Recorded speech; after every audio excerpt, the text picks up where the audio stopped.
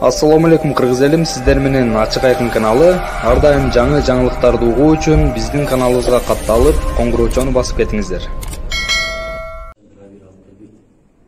Айтылган сөз атылган бок болуш керек. Мына кечээ Кемпирабадты жабык эшик аркасында өткөрдүк. Мен ошол жерде түздөн түз катышкан киши катарында айтайын, бир эмес 2 жолу трибунага чыгып сүйлөшкө туура келди. Ал жерде ошол суунун астындагы калган көчкөн айылдардын тургундарыбыз менимче топтолгон, даярдалган, тизмеленген инсандар болду. Биз кийин кабарлаштык, себеп мындай бир кабар укпай калгандар аябай көп. Ошол эле учурда бир 500 чакырым алыстагы турган айылдарга кишилер келип үлгүргөндүгү өзүнөн өзү мындай бир баа берет. Эл жөндөн жөн нааразычылык билдирип аткан жок. Эл ошону көрүп турду. Өзгөн районунан чыккан бир башы көрүнгөн бир да чымын албаттыр. Башка областта губернатор болуп жүргөн азаматтар,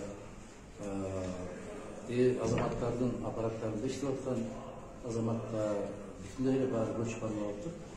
Андан кийин ал кандай деңгээлде турганын сиздерге белгилүү. Бүт баары даярдалган, бүт баары мындайча айтканда спектакль да. Агай, Кемпирабадтын тагдыры кандай? Кемпирабадтын тагдыры мен кечээ кайрылганда айттым, эл чечиш керек.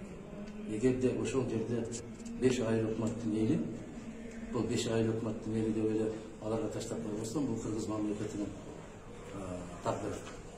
Эгерде эл булар кандай чечкен болсо, ошого макулбуз деп отура берген болсо, анда отура беришиз. Эмне кылалы? Айтыңыздарчы өзүңүздөр. Мен мисалы депутат катары эмне кылышыбыз керек? Биз максималдуу түрдө маалыматты берип атабыз, максималдуу түрдө күрөштү жүргүзүп атабыз.